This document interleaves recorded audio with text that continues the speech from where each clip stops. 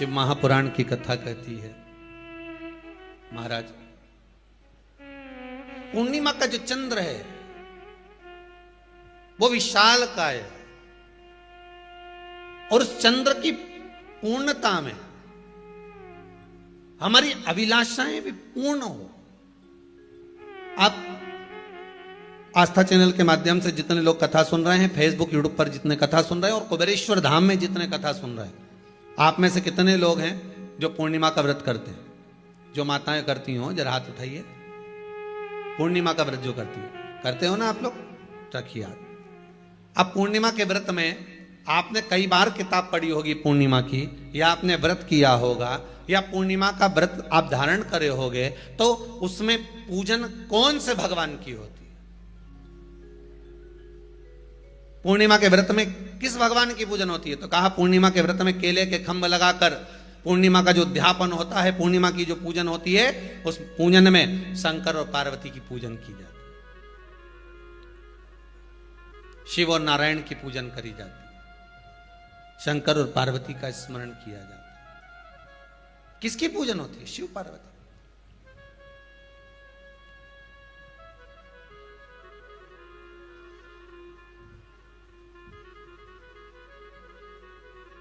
क्यों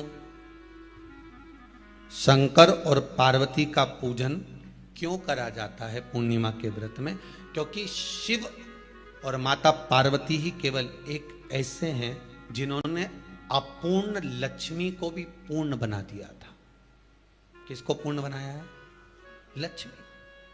पूर्णिमा के दिन अगर आप शंकर भगवान को एक लोटा पानी अगर शिव को समर्पित कर रहे हो, श्वेत पुष्प को रखकर शंकर जी के ऊपर सफेद फूल को चढ़ाकर अगर एक लोटा जल भी, एक पात्र जल भी शंकर को समर्पित कर रहे हो, तो ये लक्ष्मी के लिए ही तो कर रहे हो। और कौन सी लक्ष्मी? पूर्ण लक्ष्मी। पूर्ण लक्ष्मी।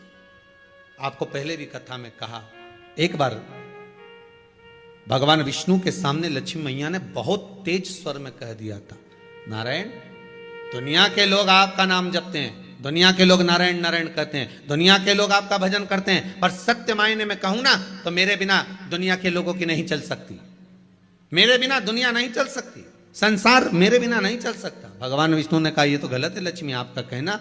एक दिन लक्ष्मी को अहंकार आ गया, अहंकार के संबोधन जब माता लक्ष्मी करने लगी तो भगवान उसी समय पर भगवान विष्णु को क्रोध आ गया और भगवान विष्णु ने कह दिया, लक्ष्मी तू इतनी बड़ी बड़ी बात कहती है कि तेरे बिना नहीं रह सकती संसार। मैं तुझे कहता हूं लक्ष्मी तू अपूर्ण है, तू अपूर्ण है, तू पूर्ण कब हो गई?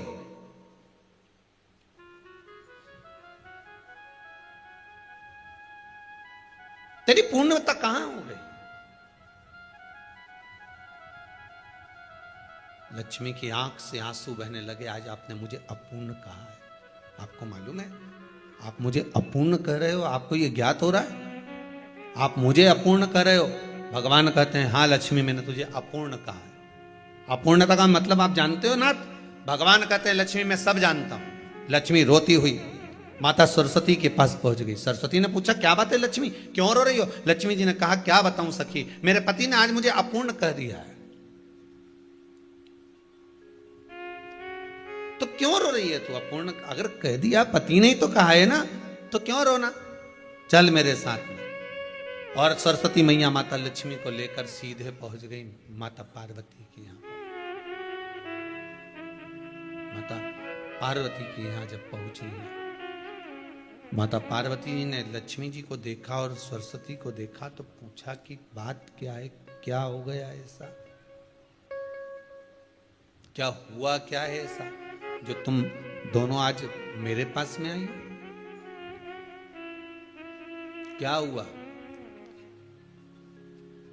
पार्वती जी कुछ बोलती, शिव जी का ध्यान माता सरस्वती की ओर और लक्ष्मी की ओर गया और भगवान शंकर जान गए कि आज भगवान नारायण ने लक्ष्मी जी को अपूर्ण कहा है।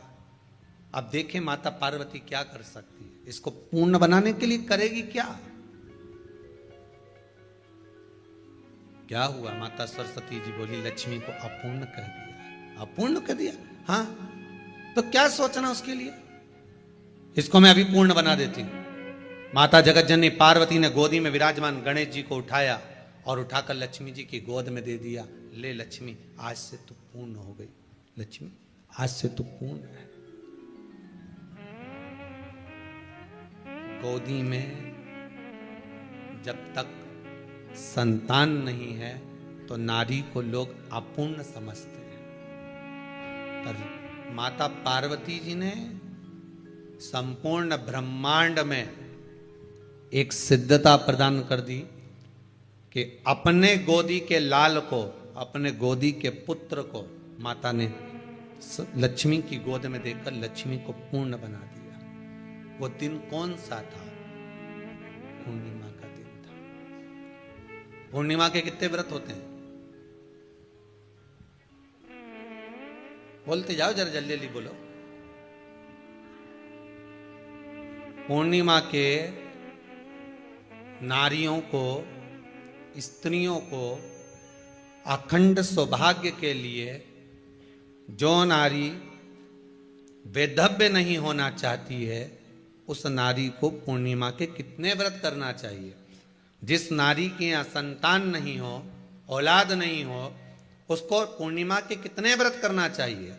जिस नारी का पुत्र, पति बहुत बीमारी से ग्रसित हो, लग रहा हो कि ये मेरा बेटा बहुत बड़ी बीमारी में घिरा हुआ है, तो नारी को कितने व्रत करना चाहिए? स्वयं भगवान कृष्ण ने माता यशोदा को द्वापर में भी बताया है कि पूर्णिमा के 32 व्रत होते हैं। कितने व्रत होते हैं? 32।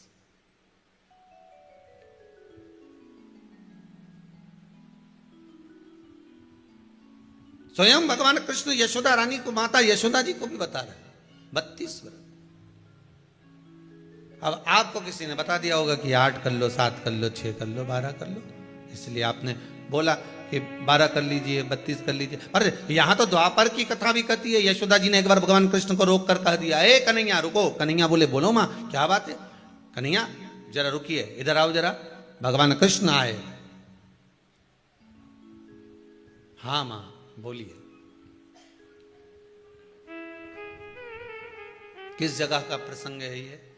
जिस समय पर राधा रानी कुरुक्षेत्र में नंद बाबा और यशोदा जी को लेकर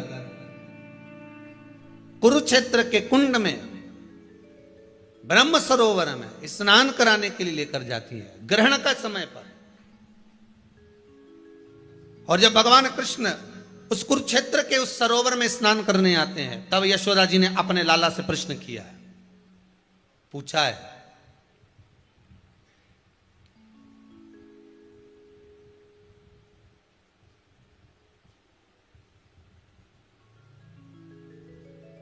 कि नारी वैधव्य होकर ना मरे।